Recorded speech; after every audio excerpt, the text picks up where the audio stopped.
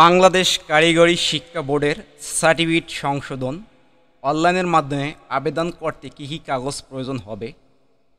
Certificate সংশোধন যেমন হচ্ছে এসএসসি, এইচএসসি, ডিপ্লোমা ও অন্যান্য সার্টিফিকেট সংশোধনের ফি কত টাকা পরিশোধ করতে হবে। সার্টিফিকেট সংশোধনের ক্ষেত্রে হচ্ছে নিজের নাম, পিতার নাম, মাতার নাম, জন্ম তারিখ সংশোধনের ক্ষেত্রে কত টাকা পরিশোধ করতে হবে, সব কিছু বিস্তারিত আলোচনা করব এই ভিডিওতে। আশা করি ধৈর্য সহকারে সম্পূর্ণ ভিডিওটা দেখবেন। তা আপনারা যে কোনো ব্রাউজারে গিয়ে লিখবেন biteb.gov.bd, বাংলাদেশ কারিগরি শিক্ষা বোর্ডের কাঙ্ক্ষিত ওয়েবসাইটটি আসবে।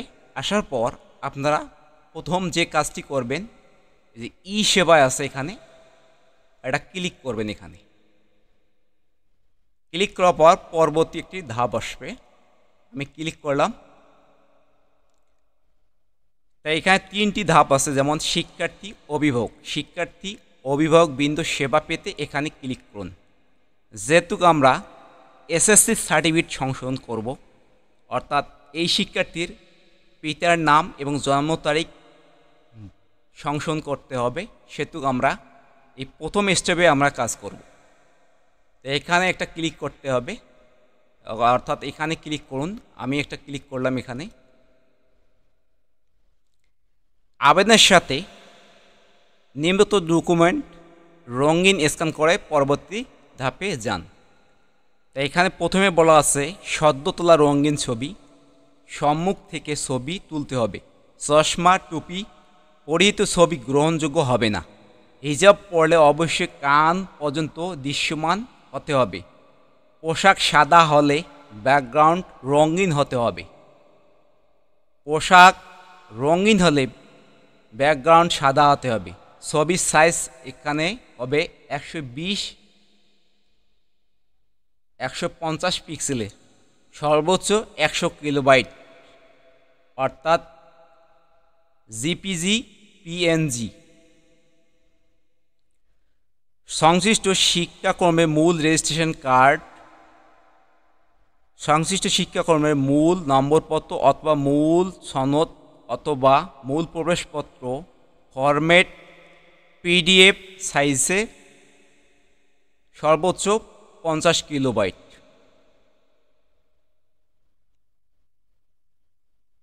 এসএসসি পর্যায়ের ক্ষেত্রে জেএসসি, জেডিসি পাস অথবা জন্মসাল 1997 এর পরে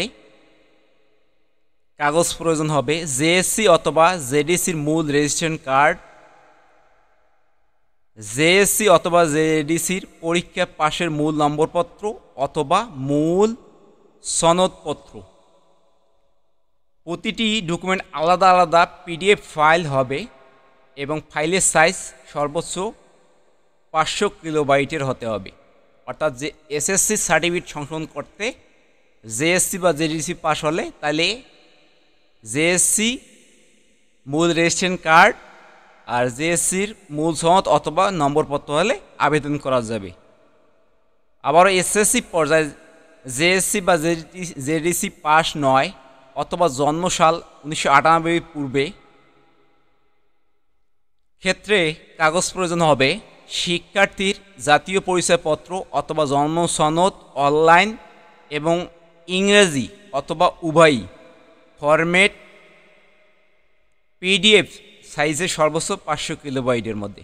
পিতার জাতীয় পরিচয়পত্র পিতার মৃত্যু হলে ইউনিয়ন পরিষদ কর্তৃক প্রদত্ত মৃত্যু সনদ অনলাইন এবং ইংরেজি।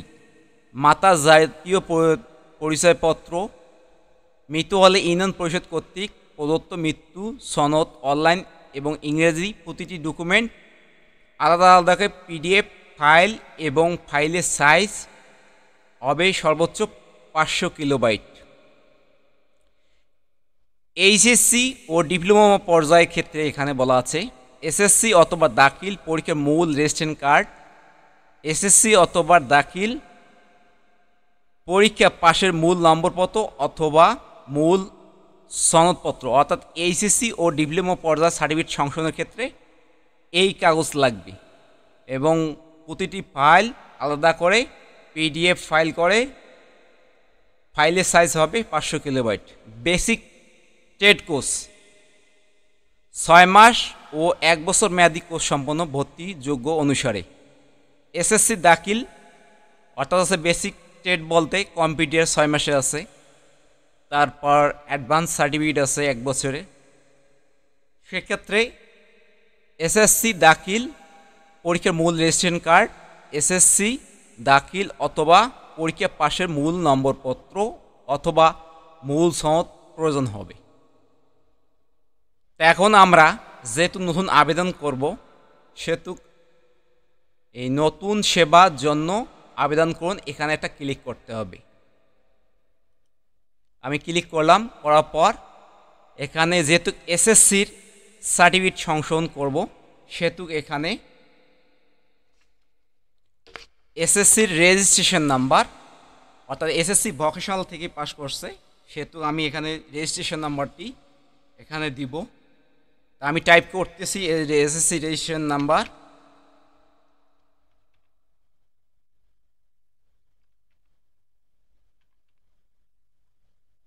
এসএসসি রেজিস্ট্রেশন নাম্বারটি টাইপ করা হয়েছে এই বক্সে। এখন শিক্ষাবর্ষ দেব এখানে, অর্থাৎ সেশন। তারপর এখানে দেব মোবাইল নম্বর,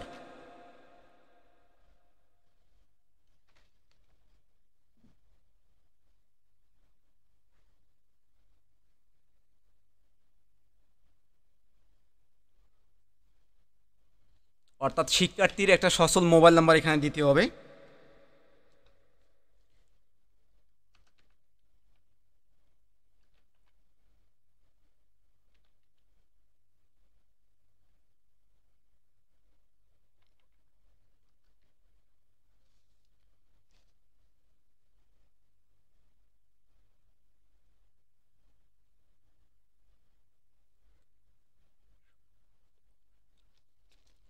শিক্ষার্থীর মোবাইল নাম্বার দেওয়া হয়েছে।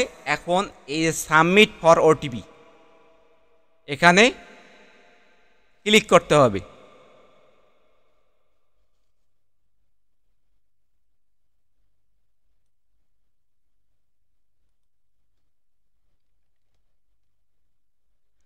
শিক্ষার্থীর নম্বরে একটি ওটিপি গিয়েছে, এখানে 2-3 মিনিটের মধ্যে নম্বরটি নিয়ে এখানে প্রাথমিক রেজিস্ট্রেশন করতে হবে।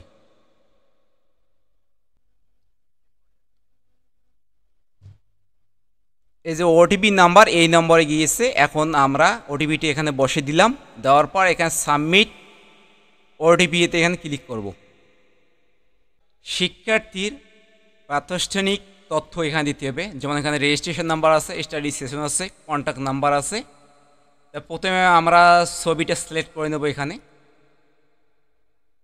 যেখানে আছে আমরা ছবিটা সিলেক্ট করে নেব।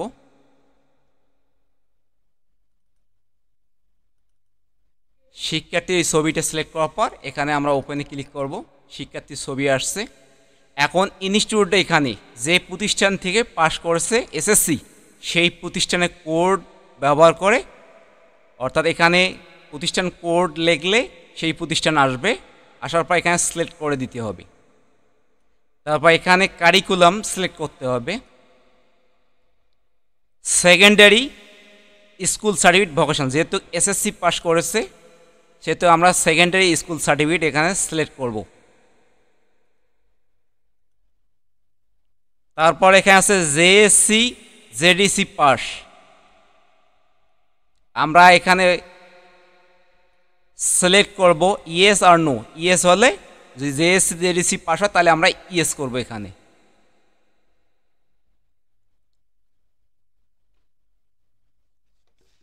তারপর এখানে আছে বর্তমান তথ্য রেজিস্ট্রেশন কার্ড অনুসারে, অর্থাৎ এসএসসি যে পাস করছে তার রেজিস্ট্রেশন কার্ড অনুসারে আমরা এখানে টাইপ করব। রোল প্রথমে দিব এখানে, অর্থাৎ রোল টাইপ করতে হবে। তারপর পাসিং ইয়ার এখানে দিতে হবে, অর্থাৎ যে সালে পাস করছে তার এখানে পাসিং ইয়ার দিতে হবে। পাসিং ইয়ার সিলেক্ট করা হয়ে গেল। শিক্ষার্থীর নাম আছে, স্টুডেন্ট নেম আছে, ফাদার্স নেম আছে, মাদার্স নেম আছে। তারপর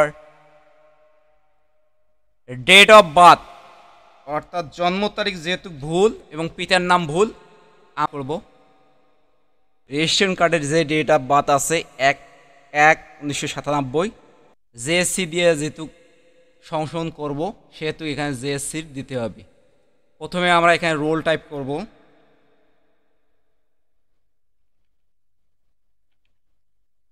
এবং পাসিং এর এখানে দেব। একটু লোড নেবে, ডাটা অটো চলে আসবে।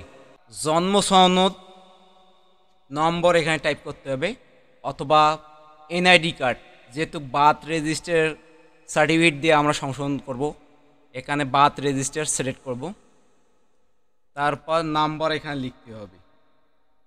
বার্থ সার্টিফিকেট আইডি নাম্বার লেখা হয়েছে এই বক্সে। লিখতে হবে কমেন্টসম্যান, যোগাযোগের ঠিকানা এখানে সিলেক্ট করতে হবে, অর্থাৎ ভিলেজ, মহল্লা, রোড, হাউস এখানে লিখতে হবে। টাইপ করা হয়েছে। তারপর এখানে পোস্ট অফিস, পোস্ট কোড এখানে দিতে হবে। পোস্ট অফিস এবং পোস্ট কোড টাইপ করতে হবে। ডিস্ট্রিক্ট সিলেক্ট করতে হবে, অর্থাৎ শিক্ষার্থীর জেলার নাম এখানে সিলেক্ট করতে হবে। তো সিলেক্ট করা হয়ে গেল। তারপর উপজেলা এখানে সিলেক্ট করতে হবে। সিলেক্ট করা হয়েছে উপজেলা। সব কিছু ঠিক থাকলে সেভ অ্যাপ্লিকেশন ইনফরমেশনে এখানে ক্লিক করতে হবে। আমি ক্লিক করলাম। অ্যাটাচড ফাইল এখানে করতে হবে, যেমন হচ্ছে মূল reg card, JSC, SSC registration card, JSC নম্বরপত্র অথবা সনদ, তারপর এসএসসি নম্বরপত্র অথবা প্রবেশপত্র। আপলোড অ্যাটাচমেন্ট এখানে কাজ করব। মূল রেজি কার্ড এখানে আপলোড করতে হবে। আপলোড অ্যাটাচমেন্ট এখানে ক্লিক করতে হবে। ক্লিক করা, তারপর এখানে একটা বক্স আছে, এখানে ক্লিক করতে হবে। করার পর এখন সমস্ত ডকুমেন্ট যে ফোল্ডারে আছে সেখান থেকে সিলেক্ট করতে হবে। তাই এখানে প্রথমে আছে এসএসসির মূল রেজি কার্ড, আমি সিলেক্ট করলাম। তারপর ওপেনে ক্লিক করলাম। ফাইলটি আপলোড হয়েছে। এখন এখানে আপলোড এখানে ক্লিক করতে হবে। এই নিচে এই অ্যাটাচড হলো একটা ফাইল। তো এখান থেকে একটি সরিয়ে গেল। এখন জেএসসি, জেডিসি রেজিস্ট্রেশন কার্ড এখানে আপলোড করব। আবারও ক্লিক করা হলো। এখানে ক্লিক করতে হবে আবারও। তারপর জেএসসি রেজি কার্ড এখানে সিলেক্ট করা হলো সেভ ফাইল থেকে, এবং ওপেনে ক্লিক করলাম। করার পর আপলোড হচ্ছে। তারপর এখানে আপলোডে আবারও ক্লিক করতে হবে। এই দুইটি ধাপ হলো। এখন তৃতীয় ধাপ, তৃতীয় একটা আপলোড করতে হবে, অর্থাৎ জেএসসি, জেডিসি নম্বরপত্র ও সনদপত্র। যেহেতু নম্বরপত্র নাই সেহেতু আমরা সনদপত্র দিয়ে এখানে ক্লিক করব। আপলোডে এখানে অ্যাটাচমেন্টে ক্লিক করতে হবে। তারপর drop file hair or click to upload এখানে ক্লিক করতে হবে। জেএসসি সার্টিফিকেট এখানে ক্লিক সিলেক্ট করলাম। করার পর আবার ওপেনে ক্লিক, আপলোড হচ্ছে। এখন এই আপলোডে আবারও ক্লিক করতে হবে। এখন এসএসসি নম্বরপত্র, প্রবেশপত্র চতুর্থ অ্যাটাচড করতে হবে। এখানে অ্যাটাচড, এখানে আপলোড অ্যাটাচমেন্ট এখানে ক্লিক করলাম। ক্লিক করার পর আবারও এখানে ক্লিক করতে হবে। সিলেক্ট করলাম এসএসসি সার্টিফিকেট, ওপেনে ক্লিক করলাম।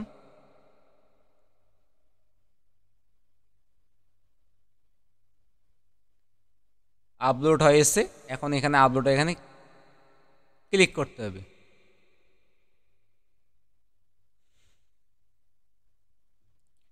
অন্যান্য ডকুমেন্ট এখানে যেমন জন্ম সনদ, পিতামাতার এনআইডি কার্ড ইত্যাদি। তা আমি এখানে জন্ম সনদ দেব, সেহেতু এখানে আপলোড এখানে ক্লিক করলাম। করার পর আবার এখানে ক্লিক, তারপর বার্থ সার্টিফিকেট এখানে ক্লিক করলাম। তারপর এখানে আপলোড হয়েছে, এখন আপলোড এখানে ক্লিক করতে হবে। এবার আবারও যোগ করবো এখানে।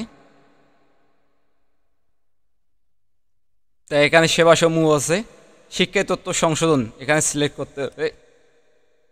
তারপর ডকুমেন্টস, এখানে অ্যাডমিট কার্ড,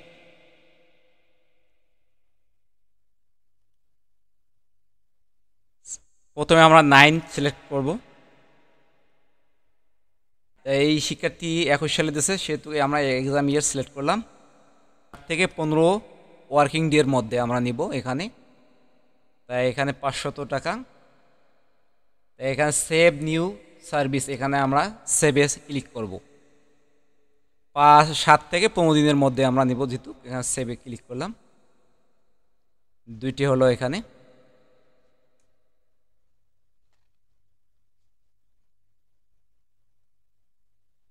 আবারও এখানে নতুন সেবা সংযোজন করতে হবে, ক্লিক করলাম। করার পর সেবাসমূহ, এখানে শিক্ষার্থী তথ্য সংশোধন, ডকুমেন্ট এখানে নির্বাচন করতে হবে। আবারও admit card, document part, train অর্থাৎ ক্লাস 10, এক্সাম ইয়ার এখানে সিলেক্ট করতে হবে।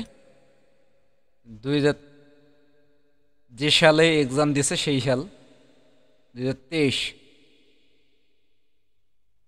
এখানে সেভ করব, সেভ নিউ সার্ভিস।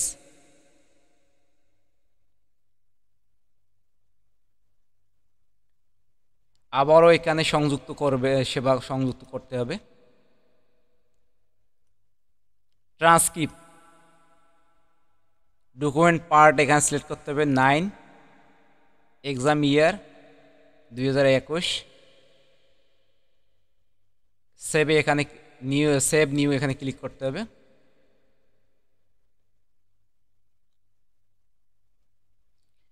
নতুন সেবা আবার সংযোজন করতে হবে, এখানে ক্লিক করলাম। করার পর ডকুমেন্ট এখানে সিলেক্ট করতে হবে, ট্রান্সক্রিপ্ট অর্থাৎ মার্কশিট। ডকুমেন্ট পার্ট এখানে সিলেক্ট করতে হবে 10, এক্সাম ইয়ার আবার এখানে সিলেক্ট করতে হবে 2023। টোটাল 75 টাকা আসছে এখানে। আমরা এখানে সেভ নিউ সার্ভিস এখানে ক্লিক করব।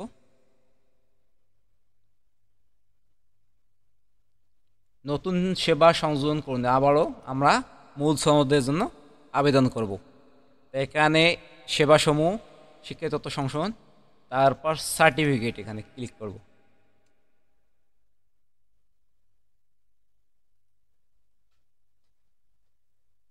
ক্লিক করার পর এখানে আবারও সেভ নিউ সার্ভিস এখানে ক্লিক করতে হবে। অর্থাৎ স্টুডেন্ট ইনফরমেশন কারেকশন হচ্ছে এখানে registration card, admit card class 9, admit card class 10, transcript 9, transcript 10, certificate. Total payment হচ্ছে 1850 টাকা। এখানে আমরা পেমেন্ট করব। এখন পে নাও, এখানে 1800 টাকা পেমেন্ট করব আমরা।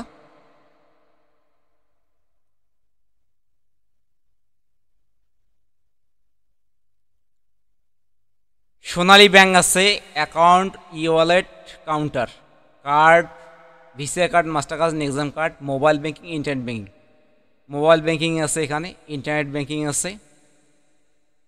তা আমি মোবাইল ব্যাংকিংয়ের মাধ্যমে পরিশোধ করব, যেহেতু বিকাশের মাধ্যমে আমি বিকাশ সিলেক্ট করব এখানে। আমি এখানে মেইন অ্যামাউন্ট আছে 1850 টাকা, প্রসেসিং ফি আছে 11 টাকা, সর্বমোট 1861 টাকা। এখানে আমি কনফার্মে ক্লিক করলাম। ক্লিক করার পর পে উইথ বিকাশ এখানে ক্লিক করলাম। এখন এখানে বিকাশের নাম্বারটা দিতে হবে।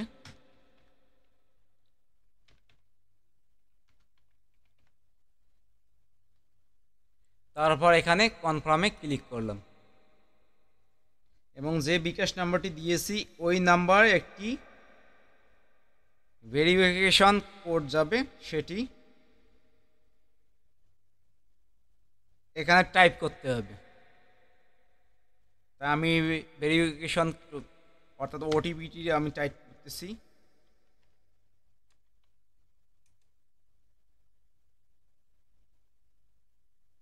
টাইপ করার পর এখানে কনফার্মে ক্লিক করলাম।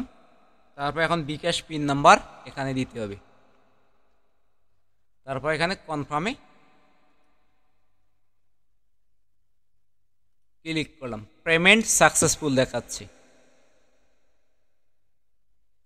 এখানে বলা আছে আবেদন সাকসেস, আপনার আবেদন নং এত পরিশোধ হয়েছে, প্রাতিষ্ঠানিক দ্রুত অনুমোদনের জন্য এই নম্বরে যোগাযোগ করুন। এসএমএস পাঠানো হয়েছে, আপনার মোবাইলে এ বিষয়ে একটি এসএমএস পাঠানো হয়েছে।